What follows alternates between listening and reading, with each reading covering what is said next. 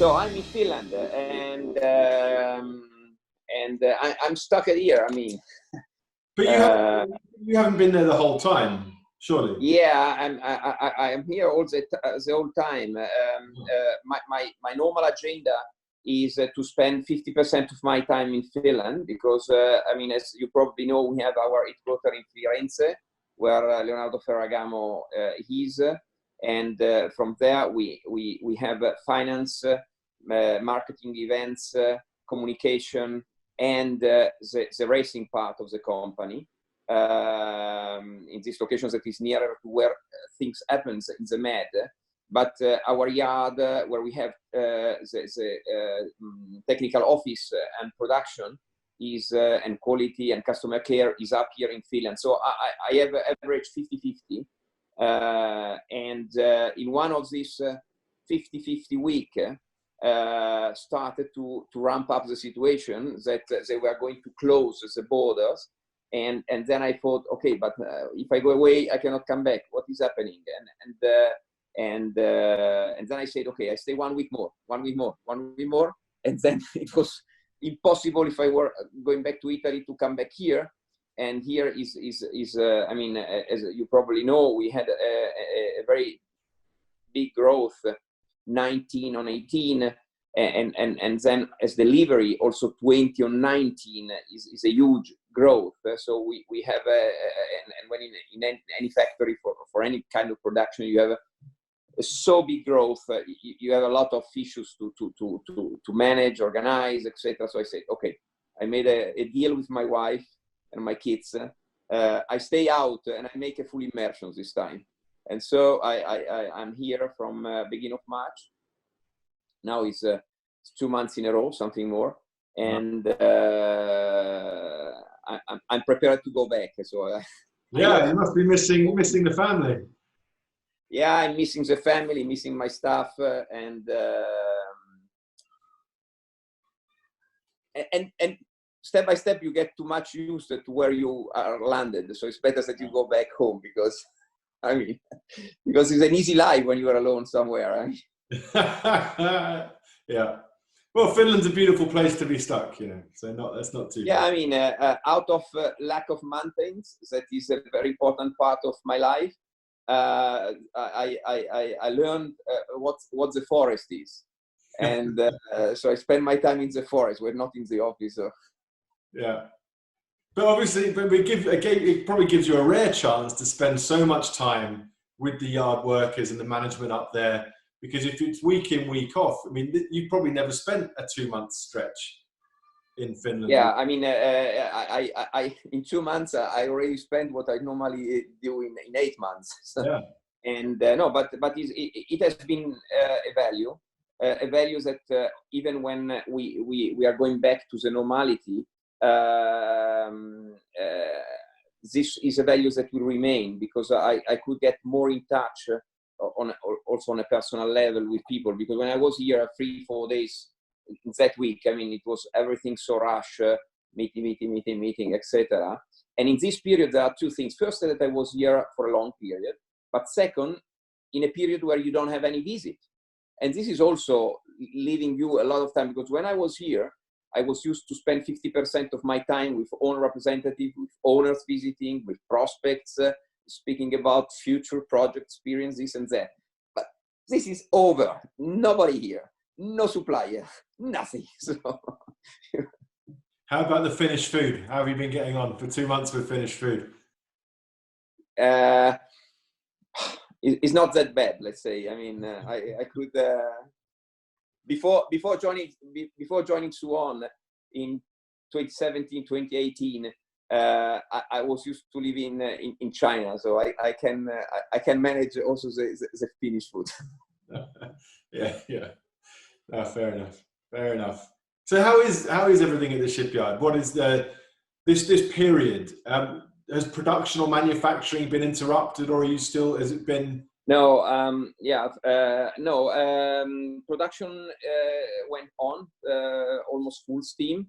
And I mean, you know, coronavirus didn't hit Finland in a heavy way out of a small area around Helsinki that was closed almost immediately, mid of March, and it has been reopened 2 weeks ago. So for 1 month, Finland was divided, the Helsinki region and all the rest.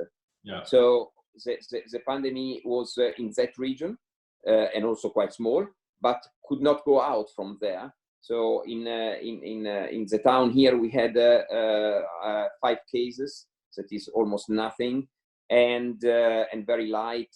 So no big problem. So at the end, we could go ahead. The law, the authority put no limitation in the production facilities. We have put instead limitations. We and also other multinational company we have here around. So not to have too many people working in the same boat. Washing hands, and we divided the production in 2 shifts. So we normally we run in normal shift, and we divided in 2 shifts. So half of the people. We started smart working for the employees, so the white collars. So we introduced almost all practices that are common in the rest of Europe and in the world now. But not because we were obliged, but because we want to defend our production. Sure. Outside the factory, Finland left the freedom to the people to go out, but they closed all restaurants, bar, and sport activities and schools. So the people anyhow had to leave knowing that something is going on, even if it was not going on here. And this helped us also to introduce some limitation in the company. So we went on full steam. For sure, we have been eaten from some supply, because we have a lot of supply from England, from France, from Spain, from Italy a lot, and there it was all closed. So some limitation we had. So we had to rearrange our plans, but we could go on. And so we started launch boats 2 weeks ago. So if I'm a Swan customer expecting my boat in, say, September, October, November, or something like that, that delivery schedule shouldn't be massively interrupted. Absolutely. We already were capable before, because that the stop of everything, it was quite slow. So we were capable to deliver a couple of boats to the Netherlands and France, and then we stopped to deliver, but we could put them on the yard here, and it's all blocked till, because mid of May would restart the transportation of special transportation, and also on the sea. At the moment, the boats cannot go away still, but from mid of May we should be capable to deliver, and also to receive here for the bigger boats, captains, owners, representatives, surveyor, and all this stuff that in a way, as I told you before, it was quite interesting to stay without these people around. But it has been also limitation, because these people are really helping, especially when you are very near to the launch of the boat. They are an enormous support that we are missing now, and we are trying to get from the authorities special permission to get them here to prepare the boat. Otherwise, they cannot sail away. But you were there, obviously. You were present to see the hull turning of the 120. Yes. I was there, and you have to know that there is a nice. As you probably know, I'm coming from a completely different business. I joined Nautor Swan 1.5 years ago, coming from the tire business, so nothing to do with the boats. But I sail boats from ever, and but I had never seen before this turning up and down of a boat, and I remember. When I arrived to Nautor Swan late 2018, that there was a turn up of the 125, and I was impressed from these 4 cranes in synchronization that are turning. And so when it happens that a big boat like the 120 has to be turned, I always ask, I want to see it, and then I want also to public on the social. And some people say, but you don't have to do that because the people are getting scared about it. It's not be scared. This is our life. If you are a good boat builder, you have to know how to do it, and it's part of our process. Yeah. No, it's a spectacular moment. Yeah, it's a good spectator sport watching a big hull being turned. So let's talk about the 120. So what is the schedule for the 120 now? The scale, for the 120 is that we are now in parallel going ahead with the hull and deck preparation and with interior.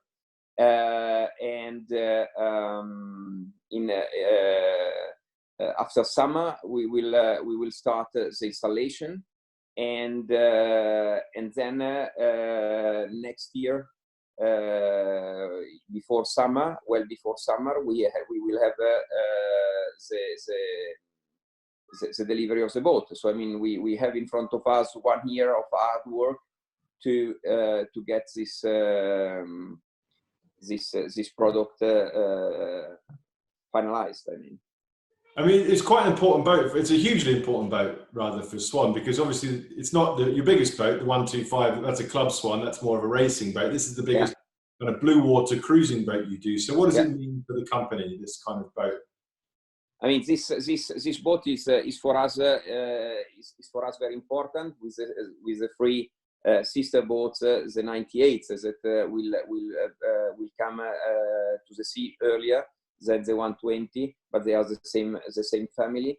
This is a comeback to the big blue water boats for Nautor Swan after a couple of years, not many, but in the previous circle with the 115 we have two blue water long cruise boats, that's Risoleone and Chamanna, but two of them they were instead sporty 115. So it's important because it's our core business. I mean, if we go back in the history with the 90, with the 100, I mean, it was a big part of this yard. Clearly, when you go to the 120, is no more a serial boat. It's becoming a semi-custom boat, and the customization of this 120 will be very, very at the edge. Okay, but we're very happy to deal with the owner and to get a unique boat that should get in a lot of components, because I mean, you know, we cannot avoid to have a good performance. That's part of the DNA. But in this case, we will have a boat that has to sail the big sea and to get a lot of comfort. And this will be an help for us, because this issue of the comfort is more and more asked for. And it can be a key for us to bring more and more people to the sailing yachts. That is one of the mission we have. And so having our top products that has components of comfort that is very, very important, of elegance, etc., and luxury, is helping us also to transfer the message that we have also that. I mean, and it's very much coherent with the specialization of the products, with the Club Swan that is more racing, performance oriented, and with the Swan line that is more, let's say, cruising oriented. Yeah, I mean, like you said, it is such a fundamental part of the Swan DNA, the kind of the sportier, faster, more lightweight, performance-oriented boats. In the the Club Swan, bigger Club Swan range, certainly, but new buyers don't necessarily understand the regatta scene as well as established buyers. So to get new buyers into the big boats of Swan, you need a more comfortable blue water cruisy product, and that's where the 120 and the new 98 come in. Absolutely. I mean, comfort and bring your home, your country home on the sea is getting more and more an important part. Yeah.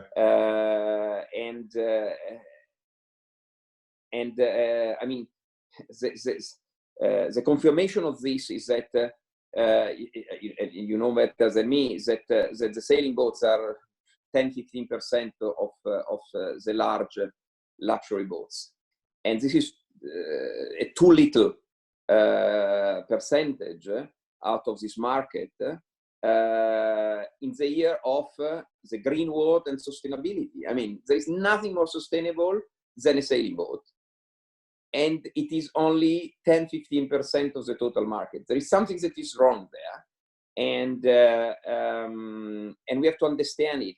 Why? Okay, I make a parallel because I come from the automotive. Porsche 10 years ago was only the coupe, 2 doors, impossible to have comfort there. And what is Porsche today? More than 50% is Cayenne, yeah, and Macan. What is that? An SUV car. What is that? Comfort, comfort, comfort. Who is driving an SUV is not to go to the desert, has to have a comfort. But it is a Porsche. And I don't think that Porsche lost its DNA because they have the SUV. I mean, now I'm making some advertisement for Porsche. They didn't pay me.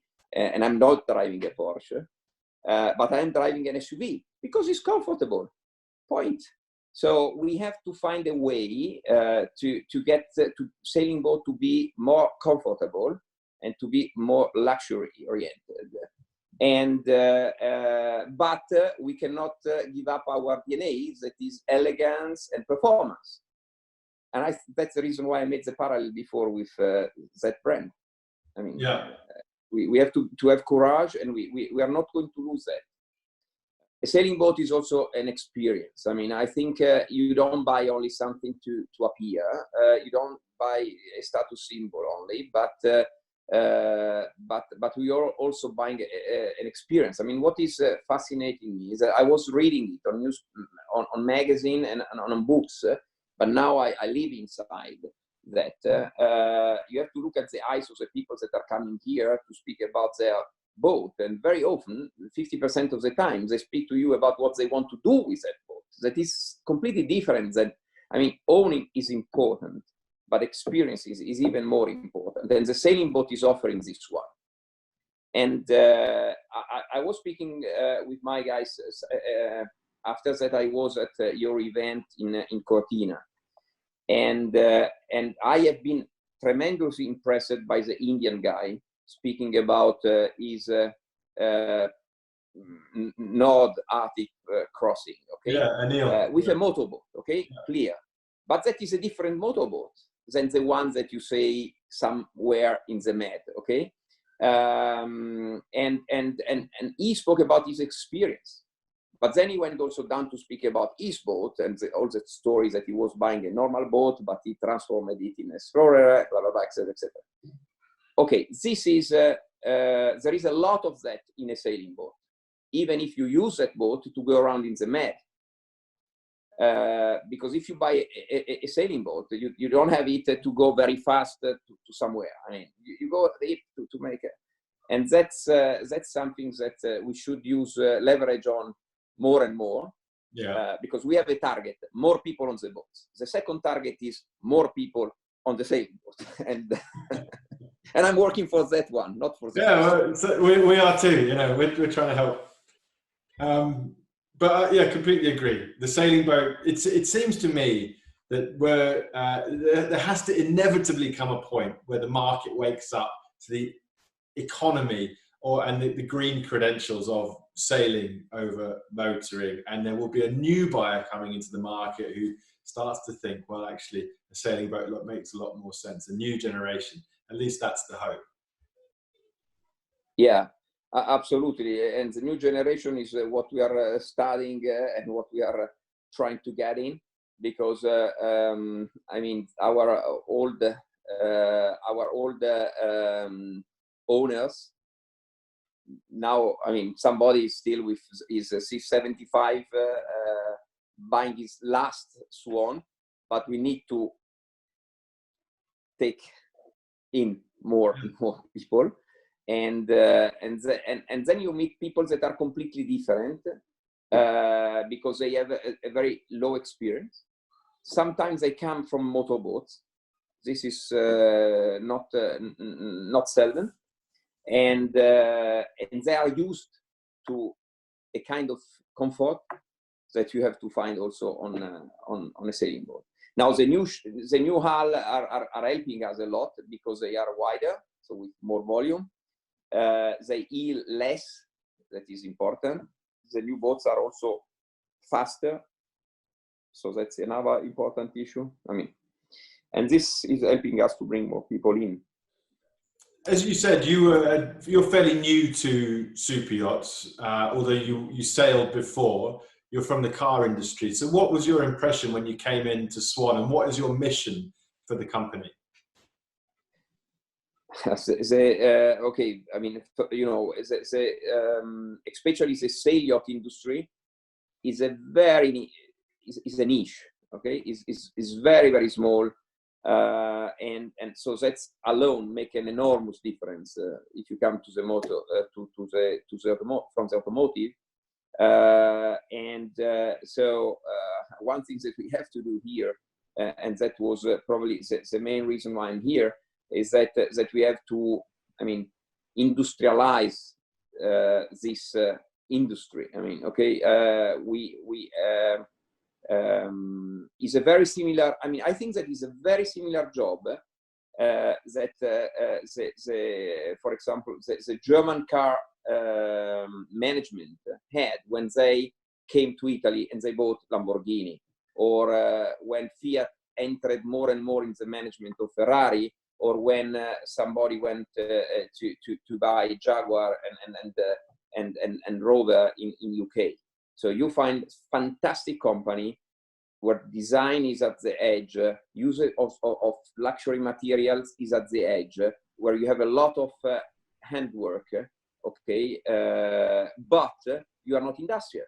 And what I always say is that, guys, let's imagine to have the same materials of a Jaguar cockpit, but assembled in an industrial way. The quality will be 10 times better, not because the handwork is not good, but it's not to be compared with what in an industrial way you can do nowadays, because the tolerances are much, much higher in an industrial production than in the. So you can have people working with leather, you can have people working with upholstery, etc., and in the joinery with the boots, but then the assembly, for example, that is a matter. I mean, you can improve it dramatically, not only in terms of efficiency, but also and even more in terms of quality. And this is one of the missions we have up here at Nautor Swan. So an industrialization of the process. Absolutely, absolutely. And what does it mean for extending the range of Swan? I mean, what can we expect to see come out of what innovations or new models, or cast your mind forward 5 years if you can? How's the company going to be different? If we can dream, I'll dream a little bit. No, I mean, I have been very lucky because in the couple of years before my arrival, led by Ferragamo, they start to review the product range with a tremendous decision. That was that the racing boats are the racing boats, the cruising boat are the cruising boat. Our racing boat must have a little bit of comfort and luxury, and our cruising boat must have a good performance. Bon. But we divided, and then this is somehow was already started. What I bring in is that having studied for a small period this market, is that you need to have new products, because I mean this is creating business. Yeah. And you have to close gaps where you have a gap in the sizing. You have to grow a new generation of sailors, so you need small boats. But we are lucky because today small luxury, and you see that in the car, is very much appreciated. So it's not that if you have a small boat, people are not coming because they will buy a serial boat. No, there will be the people for the serial boat, but there is a niche for luxury small boats, and that is what we attack. Yeah. And we have done it with the 48. We are coming out now with the 58, and we have another boat there that we are studying. Going up, we jump. We are boot cover 65, 78, and then we jump to the maxis. And to the maxis, we have a hole in our sizes that we are working on. The 98 and the 120. 98 comes this year. 120 come to the sea next year. And then we have to restart, like in the car industry. There are product cycle, and we have to start today from what it will come in 4 or 5 years. And now we are studying what it will be the Swan of that age, because we have also to be innovative. And we look a lot at the motor yacht industry. We look a lot because they have numbers that allow them to do experiments much more than we have this. I mean, we are not so lucky to have these numbers, and so we are studying what. And your event was really inspiring in that sense, because I mean, yeah. But that's the future of the future. Well, yeah. Well, thank you for your nice comments about the event. What about catamarans? Is that something you're looking at? We are looking at everything. I mean, I think that we have to be proud of what we are, but we have never to lose the curiosity and the inspiration that can come looking at what other things are. So we look at that for sure, but we are not at the level of some of our competitors that they already have an idea or a project. Or we, for the time being, we think that we have still something to say in the monohull. But for sure, I mean, we look at it. But I think that the big jump is in the monohull evolution. We have to find there. I mean, think about the motor yacht 15 years ago and the motor yacht 5 years ago. I mean, it's changed the world. I mean, it's 50 years, not 10 years. And this in the sailing boat is still not there. And probably there is space for it. But for sure, I mean, if we look at comfort and speed, the multi-hull has something to say. Well, I look forward to seeing what you guys come out with in the future. It's an exciting time for Swan. The 120 and the 98 are great looking boats. So congratulations on those, and I can't wait to see them and even have a ride maybe someday soon when they're on the water. Yeah, for sure. You will be welcome. And then the 125, because the 125 is not only a performance boat, it will be a Reco performance boat, but it will have also a luxury interior, and that's will be interesting also. For us, the 125 is what it was the Formula One when I was in the tire industry. Is a vehicle to experiment innovation, and I mean, we experimented that with the Club Swan 50, but now with the 125 even more, both in terms of technology solutions and also the interior is very, very interesting. The use of materials is an incredible part of this experiment. So we are proud of that. So next year it will be a fantastic year from this perspective. And also there we have something cooking to close the range. Let's see what we can say. I hope in a short time. Oh, I look forward to hearing about it. Giovanni, thank you so much for your time. I really appreciate it. It's been a great conversation. It has been a pleasure. I come back to the yacht. Thank you very much. Yeah, thank you. Speak soon.